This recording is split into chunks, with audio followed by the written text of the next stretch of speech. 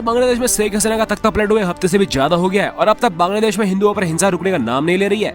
उनके घरों को जलाया जा रहा है और उनकी दुकानों को लूटा जा रहा है। हिंदू औरतों के साथ दुष्कर्म हो रहे हैं और हिंदू मंदिरों में आग लगाई जा रही है। आर्मी भी लोगों तक पहुंच नहीं पा रही और पुलिस किनारे खड़े होकर तमाशा देख रही है। वहीं बांग्लादेश की नई सरकार के मुखिया मोहम्मद यूनिस चतुर्मुर्ग की तरह जमीन पर 7,000 अंधे बने हुए हैं और भारत के अलावा बांग्लादेश के इन 1,30,00,000 हिंदुओं की सुनने वाला कोई नहीं है। वहीं मोदी गवर्नमेंट ने भी बांग्लादेश के हिंदुओं के हालात पर नजर रखने के लिए एक कमेटी बना दी है। खुद मोदी ने मोहम्मद यूनिस को बांग्लादेश का नया पीएम बनने पर बधाई दी और तभी उस मैसेज में बांग्लादेश के हिंदुओं पर हो रही हिंसा को रोकने के लिए अपील की। मगर माइनॉरिटीज के नाम पर सबसे ज्यादा छाती कूटने वाले राहुल गांधी ने इस मामले पर अब तक एक ट्वीट तक नहीं किया। ओवैसी के सपोर्टर खुलेआम बोल रहे हैं कि बांग्लादेश में हिंदुओं के खिलाफ हो रही हिंसा से हमें क्या लेना है। गाजा के मुसलमानों के नाम पर दिन रात आंसू बहाने वाले टीवी मोबाइल पर एक खबर नहीं आ रही है क्या कि बांग्लादेश में हिंदुओं के साथ क्या हो रहा है। वहीं यूएन से लेकर कनाडा और अमेरिका और यूरोप के सांसद तक बांग्लादेश में हिंदुओं के खिलाफ हो रही हिंसा पर आवाज उठा चुके हैं। मगर भारत में एक सेक्शन ऐसा है जिन्होंने इस मामले में एक शब्द तक नहीं बोला और ये लोग इतने बेगैरत है कि इन्हें लगता है कि हमने अगर बांग्लादेशी हिंदुओं के खिलाफ हो रही वायलेंस पर कुछ बोल दिया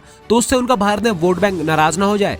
अगर हमने बांग्लादेश पर कुछ बोल दिया तो उससे बीजेपी या कुछ लोगों की बात सच न साबित हो जाए कि भारत में हर एक मुस्लिम पड़ोसी देश में हिंदुओं पर जुल्म हो रहा है। ये लोग बांग्लादेशी हिंदुओं के खिलाफ हो रही हमलों पर बोलने से पहले अपनी चुनावी नफे नुकसान पर इतना सोच रहे हैं कि इनके मुंह से एक शब्द नहीं फूट रहा है। मगर सबसे बड़ा सवाल है कि दोस्तों जब कश्मीर में हिंदुओं को भगाया गया तो वो भारत के बाकी राज्यों में अगर बस गए और पाकिस्तान के हिंदुओं पर जब जुल्म हुआ तो हम उनके लिए सीएए ले आए और जब आज बांग्लादेश के हिंदुओं पर जुल्म हो रहा है तो वो भारत की तरफ देख रहे हैं। मगर कल को अगर ये हालात हिंदुस्तान में हिंदुओं के साथ हुआ तो वो कहाँ जाएंगे? क्या तब वो अपनी जान बचाने के लिए हिंद महासागर में कूद जाएंगे या उन्हें अपनी जान बचाने के लिए किसी दूसरे ग्रह में जाना पड़ेगा? इतनी छोटी सी बात इन देश के मक्कार नेताओं को समझ में नहीं आ रही है। भाई ये मामला बांग्लादेश या पाकिस्तान में सिर्फ हिंदू और सिखों पर हो रहे हमले का नहीं है, ये हमला साल दर साल हो रहे आपकी कौम के सफाई का है। एक वक्त जब हिंदू बौद्ध और सिख अफगानिस्तान से लेकर बर्मा और मालदीव से लेकर इंडोनेशिया मलेशिया तक थे, आज हर जगह से या तो उनका सफाया हो चुका है या सफाया होने वाला है। आपके हाथ से पाकिस्तान तो निकल चुका है, अफगानिस्तान जा चुका है, बांग्लादेश पर आप 23% से 8% कम में आ चुके हैं। कश्मीर जो आपके देश का हिस्सा था वहाँ आर्टिकल 370 हटाए जाने के बावजूद कश्मीरी पंडित की हिम्मत नहीं है